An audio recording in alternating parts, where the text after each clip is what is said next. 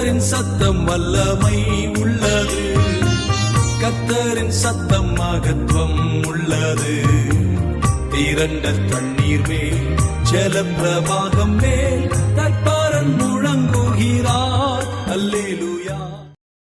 கர்த்தர் பிரியமானவர்களே, இன்று நாம் தேவனிடத்திலிருந்து பெற்றுக்கொள்வது எப்படி என்ற தலைப்பில் பார்க்க போகிறோம். அதற்கான வேத பகுதி 1 யோவான் 5ஆம் அதிகாரம் 14வது வசனம் 15வது வசனம். நாம் எதையாகிலும் அவருடைய சித்தத்தின்படி கேட்டால் அவர் நமக்கு செவி கொடுக்கிறார் என்பதே அவரை பற்றி நாம் கொண்டிருக்கிற தைரியம். நாம் எதை கேட்டாலும் அவர் நமக்கு செவி கொடுக்கிறார் என்று நாம் அறிந்திருந்தோமானால் அவரிடத்தில் நாம் கேட்டவைகளை பெற்றுக்கொண்டோம் என்று அறிந்திருக்கிறோம். இந்த பகுதி நமக்கு தெரிந்த பகுதி, இந்த தலைப்பு நமக்கு தெரிந்திருக்கிற பகுதி. தேவனிடத்திலிருந்து பெற்றுக்கொள்ளணும். நமக்கு தெரியும், விசுவாசத்தினால தேவனிடத்திலிருந்து பெற்றுக்கொள்கிறோம், கேட்கும்போது பெற்றுக்கொள்கிறோம். ஆனால் கிறிஸ்தவர்கள் மூலமாக அதிகமாக தேவனுடைய நாமம் பரிசுத்த குலைச்சல் ஆக்கப்படுகிறதுக்கு காரணம் என்னன்னா, தேவன் ஏற்கனவே கிருபையாய் சபதரித்ததை நமக்கு கொடுத்ததை தேவ பிள்ளைகள் பெற்றுக்கொள்ளாமல் இருக்கிறதுனால, துருபதேசங்களினாலே, கிறிஸ்தவர்கள் பாவம் செய்கிறதுனால, இல்லைன்னா கிறிஸ்தவத்தை எதிர்க்கிறவர்கள் மூலமாக தேவநாமம் தூஷிக்கப்படலாம். ஆனால் அதிகமாக தூஷிக்கப்படுறதுக்கு காரணம் என்னன்னா, தேவன் நமக்காக ஏற்கனவே ஆயத்தம் பண்ணினதை தேவ பிள்ளைகள் பெற்றுக்கொள்ளாமல் இருக்கிறார். தேவ ஆசீர்வாதத்தை நாம் பெற்றுக்கொள்ளாமல் இருக்கிறதுனால, நான் மற்றவங்கிட்ட போய் ஒரு உதாரணத்துக்கு இயேசு சுகமளிக்கிறார் அப்படின்றோம். ஆனால் அந்த சுகத்தை நாமே பெற்றுக்கொள்ளாமல் இருந்தால் அவங்க என்ன சொல்கிறாங்க, உங்கள் கடவுள் உங்களுக்கே சுகம் தரலையே அப்படின்னு சொல்லும்போது தேவநாமம் தூஷிக்கப்படும். நம்முடைய ஜெபமே, பரலோகத்தில் இருக்கிற பிதாவே உம் நாமம் பரிசுத்தப்படணும். மற்ற சாதாரண நாமங்களை போல அல்ல, நீர் ஒருவரே தேவன் என்பது உலகமே அறிந்து கொள்ள வேண்டும். அதற்காக எங்களை பயன்படுத்தும். நீர் உம்முடைய நாமத்தை உயர்த்தி கொள்வீராக, பரிசுத்தப்படுவதாக அப்படின்னு நம்ம ஜெபம் பண்ணுறோம். நம் மூலமாக தேவ நாமம் உயர்த்தப்படணும், பரிசுத்தப்படணுமே ஒழிய நம்முடைய அறியாமை இல்லைன்னா அவ்விசுவாசத்தினாலே மற்ற ஜனங்கள் தேவனை தூஷிக்காதபடிக்கு நம்முடைய வாழ்க்கை செழித்து ஆசீர்வாதமாக அவருக்கு சாட்சியாக இருக்க வேண்டும் என்பது தேவனுடைய சித்தமாக இருக்கு. அதனால் இது ஏற்கனவே தெரிந்திருக்கிற ஒரு காரியம் இருந்தாலும் தேவன் இன்று உங்களுக்கு இதை ஞாபகப்படுத்துகிறார். தேவனிடத்திலிருந்து பெற்றுக்கொள்ளுங்கள். கேட்பதோடு நிறுத்திடக்கூடாது, கேட்டதை பெற்றுக்கொள்ள வேண்டும் என்று தேவன் விரும்புகிறார். அதுக்கு இந்த வசனத்தில் பார்க்குறோம், நாம் எதையாகிலும் அவருடைய சித்தத்தின்படி கேட்டால் அவர் நமக்கு செவி கொடுக்கிறார் என்பதே அவரை பற்றி நாம் கொண்டிருக்கிற தைரியம். நாம் எதை கேட்டாலும் அவர் நமக்கு செவி கொடுக்கிறார் என்று நாம் அறிந்திருந்தோமானால் அவரிடத்தில் நாம் கேட்டவைகளை பெற்றுக்கொண்டோம் என்றும் அறிந்திருக்கிறோம். நான் பெற்றுக்கொள்வதற்கு முன்பதாக செய்ய வேண்டிய காரியம் என்னன்னா, நான் அவரிடத்தில் கேட்கணும். கேளுங்கள் கொடுக்கப்படும். ஆனால் கேட்கும் போது இருக்க வேண்டிய என்னுடைய விசுவாச நிலை, என்னுடைய அறிவு என்னன்னா, நான் எதை கேட்டாலும் அவருடைய சித்தத்தின்படி கேட்கிறேன் என்ற தைரியம் நமக்கு இருக்கணும். ஏன்னா நான் அவருடைய சித்தத்தின்படி கேட்டால் அவர் கண்டிப்பாக செவி கொடுப்பார். அதுதான் அவரை பற்றி நாம் கொண்டிருக்கிற தைரியம். கேட்கும் போது இதை கேட்டால் கர்த்தர் தருவார் நிச்சயம் அப்படின்ற ஒரு விசுவாசம் நமக்கு இருந்தாதான் விசுவாசம் உள்ள ஜெபமாக அது காணப்படுது. அந்த விசுவாசம் ஆரம்பிக்கிறது எங்கன்னா, இது தேவனுடைய சித்தம் என்ற ஒரு தெளிவு நமக்கு இருக்கும். நமக்கு தெரியும், ரோமர் 10:17 வசனம் சொல்லுது, விசுவாசம் கேள்வியினால் வருகிறது. எதை கேட்கறதுனால? அவருடைய வசனத்தை கேட்கறதுனால. அவருடைய வசனத்தை கேட்கறதுனால எனக்கு விசுவாசம் ஏன் வருகிறது என்றால், அவருடைய சித்தம் என்ன என்பதை அவருடைய வசனம் தான் எனக்கு சொல்லித்தருது. தேவனுடைய சித்தம் இதுதான் என்று எழுத்தில் எழுதப்பட்டிருக்கிறது தான் தேவனுடைய வார்த்தை. தேவ சித்தம் என்ன என்றது எனக்கு தெரியல அப்படின்னு பல வருஷங்களாக உட்கார்ந்துட்டு இருக்கேன்னா தப்பு. அது அவருடைய சித்தத்தை தேவன் நமக்கு வெளிப்படுத்தி இருக்கிறார் வேதத்தில். இந்த காரியத்தை குறித்து வேதம் என்ன சொல்லுகிறது என்பதை முதலாவது நீங்கள் ஆராய்ச்சி செஞ்சு அதை கண்டுபிடிச்சிட்டு அந்த தைரியத்தில் ஆண்டவர்கிட்ட போய் கேட்கலாம். ஆண்டவரே சொல்லியிருக்கீங்களே, எனக்கு தாங்க அப்படின்னு கேட்கும்போது நான் கேட்கறத அவர் செவி கொடுக்கிறார் என்ற தைரியம் எனக்கு இருக்கும். ஏன்னா நான் கேட்கறது அவர் சித்தத்தின்படி கேட்குறேன். இன்னைக்கு நிறைய பேருக்கு கேட்கும் போதே ஒரு கேள்விக்குறி, ஆண்டவரே இது உமக்கு சித்தமானால் எனக்கு செய்வீராக. அங்கே சொல்லிடுறோம், இது எனக்கு உங்களுடைய சித்தமா இல்லையா என்பது எனக்கு தெளிவில்லை. தெளிவில்லாமல் நான் எப்படி விசுவாசத்தோடு கேட்பேன்? நான் கேட்கும்போது விசுவாசத்தோடு நிச்சயத்தோடு கேட்கணும்னு வேதம் நமக்கு கற்றுத்தருகிறது. அப்போ தான் பெற்றுக்கொள்ள முடியும். ஏதோ லக்கில் போட்டுட்டு சீட்டு போட்டுட்டு விழுந்தா சரி என் பேரில், இல்லைன்னா ஓகே இது உங்களுடைய சித்தம் இல்லை போல ஆண்டவர், இது முதல்ல நம்மளுக்கு தெரிஞ்சிருக்கணும்ல. தேவனிடத்தில் போகும்போது தேவனுடைய சித்தத்தை அறிந்தவர்களாய் அவருடைய சமூகத்தில் போய் கேட்கணும். அதற்கு அவருடைய சித்தம் என்ன என்பதை முதலாவது தெரிந்து கொள்ள நாம் பிரயாசப்படணும். இப்போ ஒரு குழந்தை அவங்க அப்பாட்ட போய் கேட்குது. என்ன தைரியத்தில் கேட்கு? ஏற்கனவே சொன்னீங்களே டேடி, ஒரு டேடி ப்ராமிஸ் பண்ணியிருக்கார், நீ இந்த மார்க் வாங்கினா உனக்கு இது வாங்கி தரேன், இல்லை பர்த்டேக்கு இந்த கிஃப்ட்டு தரேன். அப்போது தைரியமாக அந்த குழந்தை கேட்கும். இது அப்பா ஏற்கனவே ப்ராமிஸ் பண்ணார், பண்ணலை அப்படின்ற நிச்சயம் இல்லாமல் இருந்தால் புதுசாக கேட்குதுன்னா இது டேடிக்கு பிடிக்குமோ பிடிக்காதோ தெரியாதுன்னா அந்த கேள்வி கேட்கும் போதே ஒரு கொஸ்டின் மார்க்கோட கேட்கும். ஆனால் அப்பா இது ஏற்கனவே சொல்லியிருந்தார்னா அது கேட்கும் போதே ஒரு தைரியம் இருப்பாங்க, அதில் நிச்சயம் இருக்கும். இது எனக்கு கிடைச்சிச்சுன்ற நினைப்பில் தான் கேட்கும். டேடி சொல்லியிருக்காரு, ப்ராமிஸ் பண்ணியிருக்காரு. அந்த நிலையில் மனநிலையில் நாம் தேவனிடத்தில் போய் சேரணும். தேவ சித்தம் நிறைய நேரத்தில் எனக்கு தெரியல அப்படின்னு சொல்லும்போது வேதம் சொல்லுகிறது மறைவானவைகள் நிறைய இருக்கு, அது தேவனுக்குரியது என்று உபாகமம் 29:29 படிக்கிறோம். ஆனால் எதெல்லாம் வெளியாக்கப்பட்டதோ அது நம்முடையது. தேவனுடைய சித்தம் வேதத்தில் காணப்படுகிறதா இருக்கு. இதில் நீங்கள் பாருங்க, கர்த்தர் இந்த மூலமாக உங்களோடு பேசுவார். ஆவியானவரே உங்களுடைய சித்தம் என்ன என்பதை எனக்கு காண்பீங்க அப்படின்னு கேளுங்க. கர்த்தர் உங்களுக்கு உங்கள் மனக்கண்களை திறந்து அவருடைய சித்தம் என்ன என்பதை வேதத்திலேருந்தே காண்பிப்பார். யாக்கோபு 1:6 வாசிக்கிறோம், அந்த நிச்சயம் இல்லாமல் போகும்போது வசனம் சொல்லுது, அந்த சந்தேகப்படுகிறவன் தேவனிடத்திலிருந்து எதையாவது பெற்றுக்கொள்ளலாம் என்று நினையாதிருப்பானாக. சந்தேகம்னா என்னது? இது கிடைக்குமா கிடைக்காதா? விசுவாசம் அவ்விசுவாசம். இதுலேருந்து நம்ம கொடுப்பாருன்னு கொஞ்ச நேரம் விசுவாசிச்சுட்டு இல்லை இது கொடுக்க மாட்டாரோ அப்படின்னு அவ்விசுவாசத்தில் இங்கேயும் அங்கேயும் அலசடிப்படுகிற அந்த மனநிலையை தான் வேதம் சந்தேகம் என்று சொல்லுகிறது.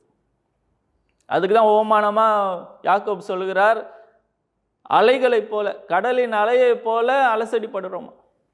முன்னால் அலை வருது போகுது ரிட்டர்ன் போகுது, வருது ரிட்டர்ன் போகிற மாதிரி நான் விசுவாசத்தை பிடித்து கொள்கிறேன், இழந்து கொள்கிறேன், தருவார் தரமாட்டார் அப்படின்னு ஊசலாடிக்கிட்டே இருக்கக்கூடாது.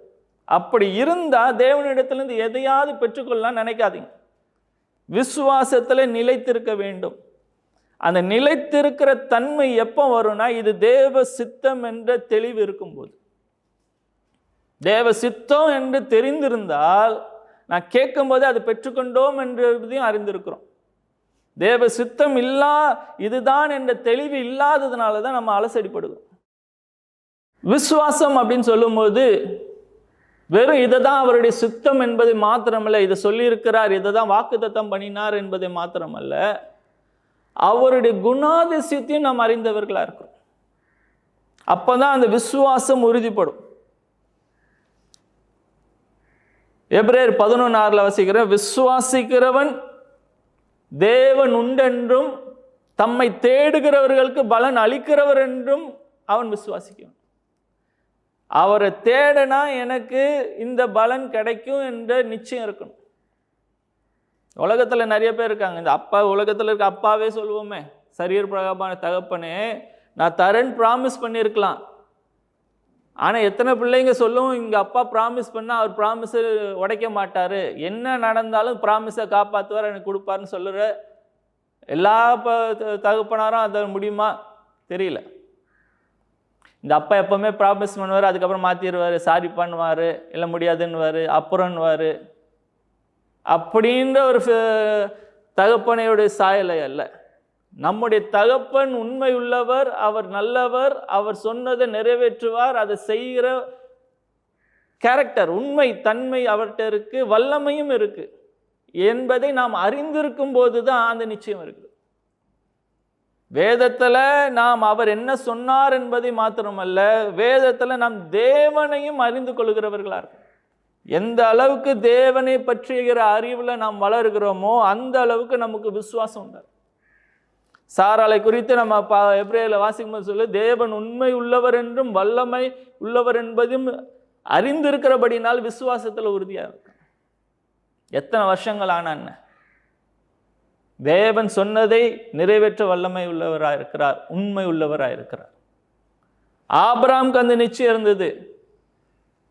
பிள்ளைய நான் பலிபீடத்துல வச்சு நான் எரிச்சு போட்டாலும் சாம்பலா போனாலும் அந்த சாம்பல்லேருந்து திரும்ப அவனை உயிரோடு எழுப்பி எனக்கு ஈசாக்கு மூலமாக உன் சந்ததி விலகும் என்று சொன்ன அவருடைய வாக்குத்தத்தத்தை நிறைவேற்ற தேவன் உண்மை உள்ளவர், வல்லமை உள்ளவர் என்பது உறுதியா நம்பினதுனால தான் அவன் சொல்றான், நாங்க போய் ஆண்டவரை தொழுது கொண்டு ரிட்டர்ன் வருவோம். மேலே எதுக்கு போறேன்? அவனை கொன்று எரிச்சு சாம்பலாக்கி தேவனுக்கு பலியை செலுத்த தான் போறேன். ஆனா ரிட்டர்ன் வருவோம். ஏன்னா சொன்னவர் ஈசாக்கு மூலமா அவன் சந்ததி விளங்கும் சொல்லியிருக்காரு. அதனால சாம்பல் ஆனாலும் திரும்ப சாம்பல் ஈசாக்கு எனக்கு உயிரோடு எழுப்பி தேவன் தருவார் என்ற நிச்சயம் இருந்ததுனால பலி கொடுக்க ரெடியா இருந்தான். தேவனுடைய தன்மையை, அவர் குணாதிசயத்தை நாம் அறிந்திருக்கிறோமா? அவர் உண்மை உள்ளவர் என்ற நிச்சயம் நமக்கு இருக்கா? அவர் வல்லவர் என்பதை நாம் அறிந்திருக்கிறோம். அவர் உண்மை சொன்னதை நிறைவேற்ற உண்மை உள்ளவர் என்பதையும் நாம் அறிந்திருக்கிறோம். இந்த நிச்சயம் இருக்கும்போது தான் இந்த வசனம் சொல்லுது 15ஆம் வசனத்துல, நாம் எதை கேட்டாலும் அவர் நமக்கு செவி கொடுக்கிறார் என்று நாம் அறிந்திருந்தோமானால் ஒரு கண்டிஷன் வைக்கிறாங்க. அந்த கான்ஃபிடன்ஸ் இருக்கணும், நமக்கு நிச்சயம் இருக்கணும். நான் கேட்கறது அவருடைய சித்தத்தின்படி இருக்கு, நான் கேட்டது அவர் காதில் போய் எப்போ விழும்? அவருடைய சித்தத்தின்படி இருந்தால் அவர் காதில் விழும். அப்போ அவர் காதில் விழுந்தா நிச்சயம் எனக்கு தருவார் என்று நிச்சயம் இருக்கிறபடினால அவரிடத்தில் நாம் கேட்டவைகளை பெற்றுக்கொண்டோம் என்றும் அறிந்திருக்கோம். எங்க அப்பா நோ சொல்ல மாட்டார், ஆனா அவர் காதில் எப்போ போய் விழும்? அவருடைய சித்தத்தின்படி நம்ம கேட்கும் போது தான் நம்ம அவர் காதிலே போய் விழும். இல்லைனா வசனம் சொல்லுகிறது அவர்களுடைய இச்சைகளை நிறைவேற்றும்படி கேட்கிறபடினால அதை பெற்றுக்கொள்ளாமல் இருக்கிறார். ஏன்னா என் இச்சைகளின்படி நான் எவ்வளோ நாளும் ஜெபம் 40 நாள் உபவாசம் பண்ணி கூட ஜெபம் பண்ணி கேட்கலாம். ஆனால் அவர் சித்தத்தின்படி இல்லைன்னா அவர் காதில் போய் விழுகாது என்பது வேதம் சொல்கிற உண்மை. அவர் சித்தத்தின்படி இருந்தால் தான் அவன் காதிலே போய் விழும். காதில் விழுந்தா நீங்கள் ஒரு நிமிஷத்தில் ஆண்டவரே அப்படின்னு 2 வார்த்தையில் சொல்லி கேட்குற ஜெபமும் கேட்கப்படும். ஏன்னா நிறைவேற்றுகிறது அவருடைய சுத்தமாக இருந்தால் கேட்பது மாத்திரம்தான் தாமதமே ஒழிய, நீங்கள் 40 நாள் உபவாசம் இருக்கணும், 5 வருஷம் உபவாசம் இருந்து ஜெபம் பண்ணாதான் ஓகே ரொம்ப நாள் கெஞ்சுறேன் அதனால இவனுக்கு இறக்கம் பார்த்து இவனுக்கு கொடுக்கலாம் இவளுக்கு கொடுக்கலாம் அப்படின்னு அப்படி பண்ணுறவர் இல்லை. அவர் நம்ம நேசிக்கிற தகப்பன். எப்போ அவர் சித்தத்தின்படி நம்மகிட்ட கேட்டு நாம் அதை பெற்றுக்கொண்டு மகிழ்ந்திருப்போம் என்பது தான் அவர் நான் எதிர்பார்க்குற ஒரு காரியம். நம்ம ஒரு பிள்ளை கேட்டு இதை நம்ம ரெடியாக வச்சுருக்கோம், ஒரு கிஃப்ட்டு. அது பிள்ளை கேட்டோன்னா கொடுக்கணும்னு ஆசையாக இருக்கும். பிள்ளை கேட்டோன்னே சரி இன்னும் கொஞ்சம் நேரம் அழுவு, இன்னும் கொஞ்சம் நேரம் கேளு, ப்ளீஸ் சொல்லு 10 வாட்டி அப்படின்னா இப்போ சொல்கிறோம்.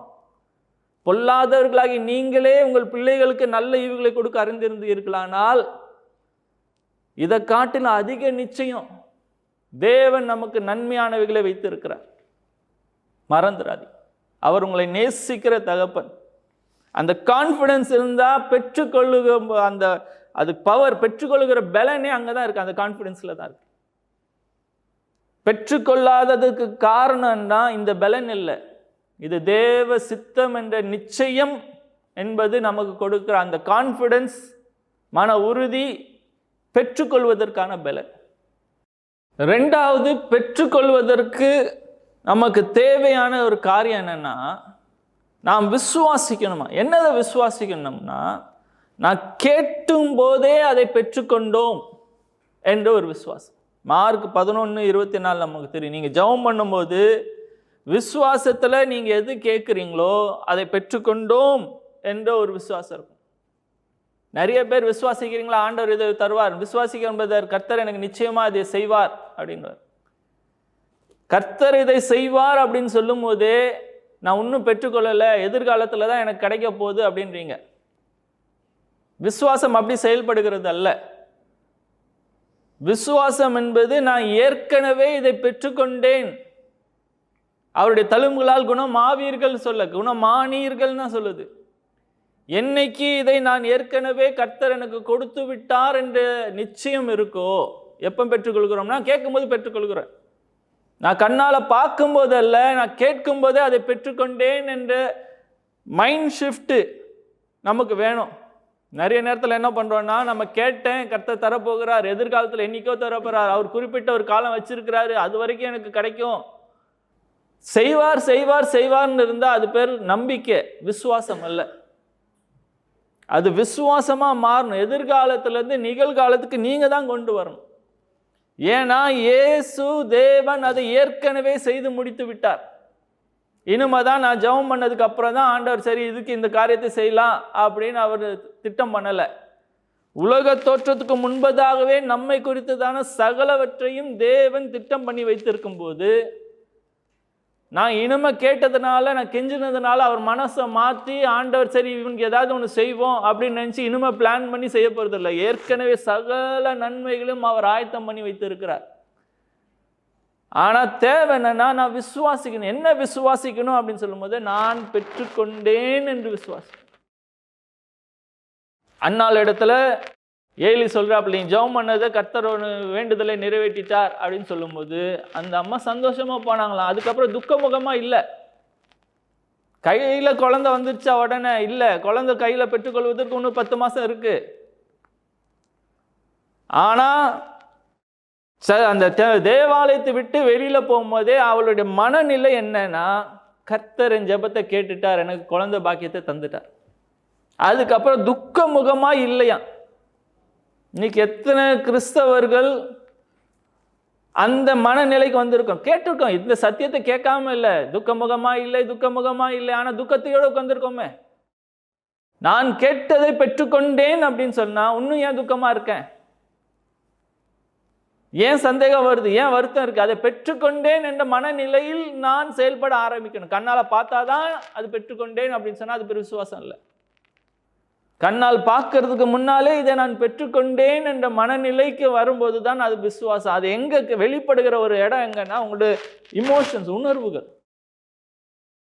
அகத்தின் அழகு முகத்தில் தெரியணும். நான் பெற்றுக்கொண்டேன் அப்படின்னு நிச்சயம் இருந்தால் சந்தோஷப்படுவீங்க, நன்றி செலுத்துவீங்க தேவனுக்கு. ஒரு செயற்கையாக, ஒரு மெக்கானிக்கலாக சொல்லி கொடுத்த ஒரு பாடம் போல, கிளிபில்ல போல சோத்திரம் சோத்திரம் சோத்திரம் சொல்லுறது அல்ல. சொல்லுங்க, தப்பு கிடையாது, தேவனுக்கு நன்றியை தான் செலுத்துறீங்க. ஆனால் அந்த உணர்வு இணைந்தவர்களாக அது சொல்லணும். நம்மளும் 10 வாட்டி தேங்க்யூ சொல்லுவோம் ஒருத்தருக்கு, கடமைக்கேன்னு சொல்ல மாட்டோம்ல, பழக்கத்தின்படி செய்ய மாட்டோம். நம்ம ஆசையாக எதிர்பார்த்த ஒரு காலத்தை ஒருத்தர் சொன்னால் thank you brother, thank you thank you thank you சொல்லுவோம். தொடர்ச்சியாக ஒரு வார்த்தை சொல்றது தப்பு கிடையாது. ஆனால் அதில் உணர்வு இருக்கணும், உண்மை இருக்கணும். ஒரு பழக்கத்தின் அடிப்படையில் அல்ல, உணர்வின் அடிப்படையில் நான் பெற்றுக்கொண்டேன் என்ற நிச்சயத்தில் தேவனுக்கு நன்றி செலுத்துகிறவர்களாக இருக்கும். இந்த உணர்வுகளை சோதித்து பாருங்கள், அப்போ தெரியும் விசுவாசம் இருக்கா இல்லையான்னு. உணர்வுகள் விசுவாசத்துக்கு எவிடன்ஸ்ன்னு சொல்ல வரல, ஆனால் விசுவாசிக்கிறவர்கள் நிச்சயம் அந்த அவர்களுடைய இமோஷன்ஸ், உணர்வுகள் வெளிப்படுத்தும். உங்கள் ஜெபத்தை செக் பண்ணிக்கோங்களேன். உங்கள் இருதயத்தெல்லாம் ஊற்றுங்க ஆண்டவர்கிட்ட. ஆனால் ஊற்ற உடனே வேத வசனம் சொல்லுது, நான் கேட்கும் போது அதை பெற்றுக்கொண்டேன் என்ற நிச்சயம் எனக்கு இருக்கணும். அப்போ தான் நான் அதை பெற்றுக்கொள்வேன். எபேசியர் 2:8 சொல்லுகிறது, கிருபையினாலே விசுவாசத்தை கொண்டு ரட்சிக்கப்பட்டீர்கள். ரட்சிப்பே இன்னைக்கு ஆண்டவர் நமக்கு செஞ்சார். 2000 வருஷத்துக்கு முன்பதாக சிலுவையில் இயேசு மரித்து 3ஆவது நாள் உயிர் தெழுந்தபடினாலே எனக்கு ரட்சிப்பு உண்டாயிற்று. கிருபையானது, கிருபையினாலே நான் ரட்சிக்கப்படுகிறேன். அதை ஏற்கனவே செஞ்சு முடிச்சுட்டார். ஆனால் என்னைக்கு நான் விசுவாசித்தேனோ அன்னைக்கு பெற்றுக்கொள்கிறேன். அதே போலதான் வாழ்க்கையில சகல நன்மைகளையும் அவருடைய கிருபை ஏற்கனவே செய்து ஆயத்தம் பண்ணி வைத்திருக்கிறது. பெற்றுக்கொள்வது தான் தாமதம். அது பெற்றுக்கொள்கிற தாமதம் தேவனிடத்தில் அல்ல, தேவன் ஏற்கனவே ஆயத்தம் பண்ணி வைத்திருக்கிறார். பெற்றுக்கொள்ள வேண்டியது என்னுடைய பங்கா இருக்கிறது. நான் என்னைக்கு விசுவாசிக்கிறேனோ, நான் பெற்றுக்கொண்டேன் என்று விசுவாசிக்கிறேனோ, பெற்றுக்கொள்வேன் இல்லை, பெற்றுக்கொண்டேன், கொடுத்துட்டார், எனக்கு கிடைச்சிருச்சு, எனக்கு இது சாத்தியமாயிட்டு, என் நிலைமை மாறிவிட்டது, என் நிலை உயர்ந்து விட்டது, என்னைக்கு அதை நம்ப ஆரம்பிக்கிறீங்களோ நீங்கள் விசுவாசத்தில் செயல்படுகிறீர்கள். அப்பொழுது விசுவாசத்தினால் நாம் பெற்றுக்கொள்கிறவர்களாக இருக்கும். பவுல் சொல்லித்தரார், பிலிப்பியர் 4:6 சொல்லித்தராரு, நம்ம ஜபத்தில் ஆண்டவர்கிட்ட எல்லாவற்றையும் தெரியப்படுத்தணும். ஆனால் அங்கே சொல்லும் போதே அவர் சொல்லித்தரார், ஸ்தோத்திரத்துடனே கூடிய ஜபத்தினால், விண்ணப்பத்தினால. என் ஜபம் தேங்க்ஸ் கிவிங்கோடு இருக்கணும், தேங்க்யூவோடு இருக்கணும். ஏன்னா ஜெபிக்கும் போதே நான் பெற்றுக்கொள்கிறேன், பெற்றுக்கொண்டேன் என்று சொல்லும் போது நான் ஜெபிக்கும் போது தேங்க்யூ சொல்வேன். இன்னைக்கு நான் பெற்றுட்டு நாளைக்கா சொல்வேன் தேங்க்யூ. நான் கிடைக்கும் போதே ஒருத்தர் ஏதோ ஒன்று கொடுக்குறாரு, ஒரு சாக்லேட் கொடுத்தா கூட தேங்க்யூ அப்படின்னு சொல்கிறோம்ல. பெற்றுக்கொண்டேன் என்ற நிச்சயம் இருந்தால் நான் ஜபிக்கும் போதே ஆண்டவரே நான் கேட்கிறேன், இது தேவ சித்தம் என்ற நிச்சயத்தோடு கேட்கும்போது நான் பெற்றுக்கொண்டேன் என்ற தைரியம் எனக்கு இருக்கும். ஆண்டவரே நீங்கள் தந்ததுக்காக நன்றி, நான் பெற்றுக்கொண்டேன் உமக்கு நன்றி, இது வெளிப்படுகிறதுக்காக நன்றி, இந்த காரியங்கள் மாறினதுக்காக நன்றி. உங்கள் ஜபத்தை ஏறெடுக்கும் போது பவுல் கற்று தருகிற ரகசியம் என்னன்னா, ஸ்தோத்திரத்தோடு கூட தான் அவருக்கு தெரியப்படுத்தணும். அப்போதான் அது விசுவாசம் உள்ள ஜபம். உங்கள் ஜபத்தில் ஸ்தோத்திரம் இருக்குதா, இல்லைன்னா அழுகையோடு நின்றுறீங்களா? அழுகிறது தப்பு கிடையாது, ஆனால் அழுகை ஆரம்பத்தில் இருக்கணும். நான் அழுது என் வேதனை ஆண்டவருக்கு தெரியப்படுத்திட்டேன், ஆண்டவருக்கு சரி பண்ணிட்டார், தேங்க்யூ. ஜபத்தை முடிச்சு போகும்போது மகிழ்ச்சியோடு போகணும், தேங்க்யூ என்ற உணர்வோடு போகணும். அதுதான் விசுவாசத்தின் மொழி. அழுகை, கவலை, புலம்பல், பயம் அவ்விசுவாசத்தின் மொழி. மகிழ்ச்சி, நன்றி, இதெல்லாம் விசுவாசத்தின் மொழி. உங்க ஜபத்தை செக் பண்ணி பாருங்க, உங்க பேச்சை செக் பண்ணி பாருங்க. விசுவாசத்தோடு, என்ன விசுவாசம்னா நான் ஏற்கனவே பெற்றுக்கொண்டேன் என்ற விசுவாசம். நான் தேவனிடத்திலிருந்து பெற்றுக்கொள்வது எப்படி அப்படின்னு சொல்லும்போது, முதலாவது நிச்சயம் இருக்கணும், இது தேவ சித்தம் என்ற நிச்சயம், தெளிவு எனக்கு இருக்கணும். ரெண்டாவது நான் ஜபித்து கேட்கணும், அவர்கிட்ட கேட்டால் கிடைக்கும். ஆனால் கேட்கும்போது விசுவாசத்தோடு கேட்கணும். என்ன விசுவாசம்னா, நான் கேட்டதை தேவன் தந்து விட்டார், ஜெபிக்கும் போதே பெற்றுக்கொண்டேன் என்ற விசுவாசத்தோடு நன்றி செலுத்துகிறவர்களாக அந்த ஜெபத்திலிருந்து கிளம்பி வரணும். அந்த பெற்றுக்கொண்டேன் என்பதை என்னோட உணர்வுகள் காமிக்கும். சந்தோஷமா பெற்றுக்கொண்ட உணர்வோடு, நன்றியோடு, மகிழ்ச்சியோடு நான் வரணும். யாக்கோபு 2:17 வாசிக்கிறோம், கிரியை இல்லாத விசுவாசம் செத்தது. நான் ஜெபிக்கும் போது விசுவாசித்து பெற்றுக்கொண்டவனாய் வந்து விட்டேன். ஆனால் கண்ணால் பார்க்கறதுக்கு காலங்கள் ஆகலாம், சில நாட்கள் ஆகலாம், மணி நேரம் ஆகலாம், சிலது உடனடியாக வெளிப்படும், அது வேற கதை. அந்த கால தாமதத்தில் என்னுடைய விசுவாசத்தை நான் காத்து கொள்கிறவனா இருக்கணும். எப்படின்னா, கிரியைகளினால காமிக்கணும். கிரியை இல்லாத விசுவாசம் செத்தது. நான் விசுவாசிக்கிறேன், நான் பெற்றுக்கொண்டேன் என்பதை என்னுடைய பேச்சு காமிக்கணும், என்னுடைய கிரியைகள் காமிக்கணும். விசுவாசித்தேன் ஆகையால் பேசினேன், 2 கொரிந்தியர் 4:13 பார்க்குறோம். விசுவாசிச்சேன்னா அந்த காரியத்தை நான் சொல்வேன். என் பேச்சு எப்படி இருக்குன்னு செக் பண்ணி பாருங்க. நான் ஜெபம் பண்ணிட்டேன் பிரதர் சொல்லுறது ஓகே, ஜெபம் பண்ணினதுக்கு அப்புறம் அந்த காரியத்தை குறித்து தேவன் அதை செய்து விட்டா நான் பெற்றுக்கொண்டேன் என்ற ரீதியில் பேசுகிறேனா, இல்லைன்னா இது எப்போ நடக்கும்னு தெரியல பிரதர், காரியம் எப்படி நடக்குமோ, எப்போ செய்வாரோ அப்படின்னு சந்தேகத்தை பேசுகிறேனா, இல்லை கர்த்தர் நிச்சயம் செய்வார்னு எதிர்காலத்தில் தான் வச்சுருக்கேனா, நம்முடைய பேச்சை ஆராய்ச்சி செஞ்சு பார்த்தாலே தெரியும். அதே மாதிரி நம்முடைய பேச்சு மாத்திரமல்ல, நம்முடைய செய்கை. ஒரு யூத் கிளாஸ் சண்டே எடுப்பேன், அதில் ஒரு தம்பி சொன்னாப்புல, எனக்கு கர்த்தர் இந்த வேலை தரப்போகிறார் என்ற நிச்சயம் இருந்ததுனால நான் ஃபார்மல் ஷூஸ் வாங்கி வச்சேன் அப்படின்றார். ஃபார்மல் ஷூஸ் வாங்கினா அந்த அடுத்த வாரமே எனக்கு அந்த வேலை கிடைச்சிருச்சுன்னார். அங்க அவருடைய விசுவாசத்தின் கிரியையை காண்பிக்க விரும்புகிறேன்.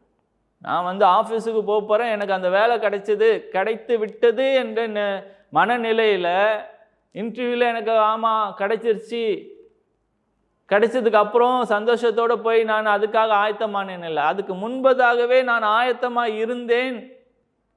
அவர் விசுவாசித்தது வெளிப்படுகிறதா? உங்கள் கிரியைகள் எங்கே இருக்கு?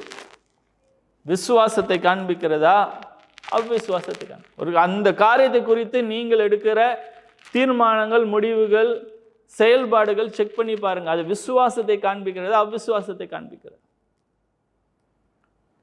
விசுவாசம் என்று சொன்னால் உங்கள் பேச்சும் உங்கள் கிரியைகளும் நடக்கையும் நீங்கள் விசுவாசிக்கிறதை காண்பிக்கிறதா இருக்கும். அது ஃபியூச்சர்ல இல்லை, இப்போ உங்க பேச்சு, உங்க நடவடிக்கைகள் உங்கள் விசுவாசத்தை காண்பிக்கிறது. இல்லையா, மாற்றிக்கொள்ளுங்கள். விசுவாசத்தை நீங்கள் சீர்படுத்தி தேவ சித்தத்துக்கு ஏற்றபடி மாற்றிக்கொள்ளுங்கள். அதே நேரத்தில் விசுவாசம் என்று சொல்லும்போது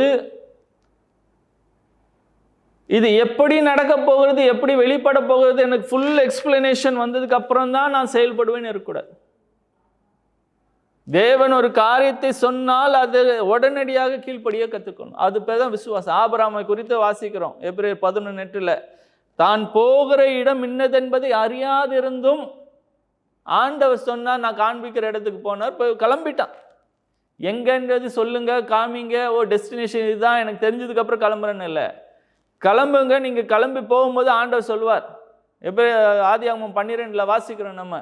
அவன் அந்த இடம் ரீச் பண்ணதுக்கப்புறம் இதுதான் நான் உனக்கு கொடுப்பேன்னு உனக்கு சொன்ன இடம் இதுதான் அப்படின்ற ஆண்டவர் சொல்லுகிறார்.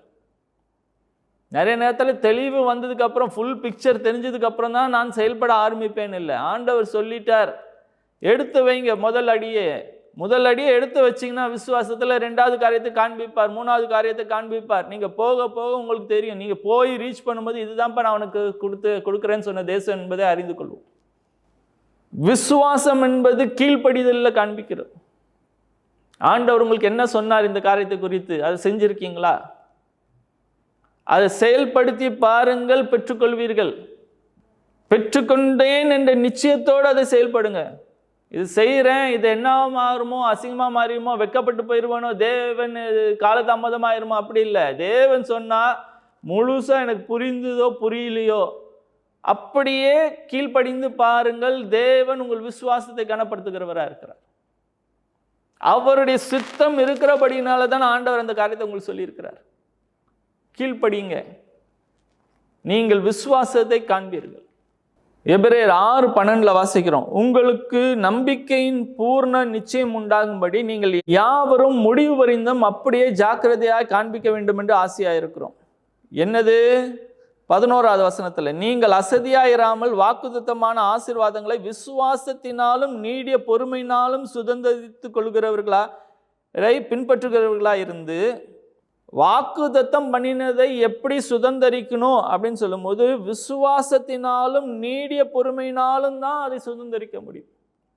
அப்படிப்பட்டவர்களை பின்பற்றுகிறவர்களாய் இருந்து நம்பிக்கையின் பூர்ண நிச்சயத்தில் நாம் ஜாக்கிரதையாய் இருக்க வேண்டும் என்று எபிரேயர் ஆக்கியம் நம்மளுக்கு சொல்லுகிற காரியம் என்னன்னா, விசுவாசத்தோடு கூட நீடிய பொறுமை அவசியமாக இருக்குது. நிறைய நேரத்தில் நான் ஜெபம் பண்ணிட்டேன், பெற்றுக்கொண்டேனே, எங்கே என் கண்ணு பார்க்கணும், உடனடியாக என் கண்ணுக்கு தெரியணும், என் கையில் கிடைக்கணும், இன்ஸ்டன்ட் எதிர்பார்க்குறோம். சில வேளைகளில் தேவன் சில காரியங்களை இன்ஸ்டண்ட்டாக தருவார், சில வேளைகளில் இன்ஸ்டண்ட்டாக தர மாட்டார். அதற்கென்று தேவன் ஒரு நேரத்தை வைத்திருப்பார். கால தாமதம் எதுக்குன்னா, அந்த டைமுக்கு இல்லை, நான் அதை பெற்றுக்கொள்வதற்கு நான் இன்னும் ரெடியாக இல்லை, இன்னும் சில காரியங்கள் என்னில் செப்பனிட வேண்டியது அவசியமாக இருக்கிறது, அதை செயல்படுத்துறதுக்கு தேவையான கிருபைகள் பாக்கியங்கள் எனக்கு தேவைப்படுகிறதா இருக்கிறதுனால கொஞ்சம் கேப் இருக்கும். ஆனால் அந்த டைமில் நான் விசுவாசத்தை இழந்து விடாதபடிக்கு காத்துக்கொள்கிறவனாக இருக்கும். அது பேர் தான் நீடிய பொறுமை. நீடிய பொறுமைனா சும்மா உட்கார்ந்து இருக்கிறது பேர் அல்ல. கால தாமதங்கள் ஆகும்போது, சூழ்நிலைகள் எதிர்மறையாக இருக்கும்போது, எந்த மாற்றமுமே கண்ணுக்கு தெரியாமல் இருக்கும்போதும் தேவன் இதை தந்து விட்டார் என்ற நிச்சயத்தில் உறுதியாய் நிற்பதுதான் பொறுமை. அப்படி பொறுமையோடு விசுவாசத்தோடு நாம் இருந்தால் நிச்சயம் சுதந்தரித்துக் கொள்வோம் என்று வேதம் சொல்லுகிறது. ரோமர் 4:20 வாசிக்கிறோம், ஆபிரகாம் விசுவாசத்தில் வல்லவன் ஆனானா. எப்படி என்றால், தேவன் சொன்னதை வாக்குத்தத்தத்தை நிறைவேற்ற உண்மையுள்ளவராய் இருக்கிறார் என்பதை அறிந்தவனாய் நிச்சயத்தோடு தேவனுக்கு மகிமை செலுத்துகிறவனா இருந்தான். தேவனுக்கு மகிமை செலுத்துவது, துதிக்கிறது, புகழ்வது என்பது உங்களுக்கு அந்த பொறுமையாக இருக்கத்தக்கதான பலனை தருகிறதா. இன்னைக்கு ஒன்று நான் விசுவாசிக்கிறேன் ஆனால் காணவில்லை என்று நீங்கள் சொல்லும்போது, அந்த நேரத்தில் விசுவாசத்தை இழந்து விடாதபடிக்கு ஜாக்கிரதையாக இருக்கணும்னா, காத்து கொள்ளணும்னா, விசுவாசத்தை இழக்காமல் இருக்கணும்னா, இதை பெற்றுக்கொண்டேன் என்பதற்காக தேவனை தொடர்ந்து துதிக்கிறவர்களாக, நன்றி செலுத்துவர்களாக இருங்க. அப்பொழுது உங்கள் விசுவாசத்தை அது காத்துக்கொள்ளும். கர்த்தருக்கு காத்திருக்கிறவர்கள் புதுபலன் அடைவார்கள். நீங்க கர்த்தர் இதை நிச்சயம் செய்து விட்டார், தந்து விட்டார் என்ற நிச்சயத்தோடு நீங்கள் அந்த விசுவாசத்தை காத்து கொண்டே இருந்தால் புதுபலன் கிடைக்கும். புது பலன் கர்த்தர் தருவார். அதுக்கப்புறம் நான் செயல்படுவேன் இல்லை. நீங்க எவ்வளவு நாள் இந்த விசுவாசத்தை இழந்து விடாமல் காத்து கொண்டு இருக்கிறீர்களோ, நீடிய பொறுமையோடு இருக்கிறீர்களோ, அந்த நீடிய பொறுமையானது உங்களுக்கு பலனை கொடுக்கிறதா. அதுதான் ஆபிரகாமை குறித்து நம்ம பார்த்தோம். விசுவாசத்தில் வல்லவன் ஆனான். ஏன்னா அந்த கால தாமதத்தில் விசுவாசத்தை அவன் இழந்து விடவில்லை. அந்த விசுவாசத்தோடு பொறுமை இணைந்திருந்தபடினாலே அந்த விசுவாசம் ஸ்ட்ராங் ஆச்சு.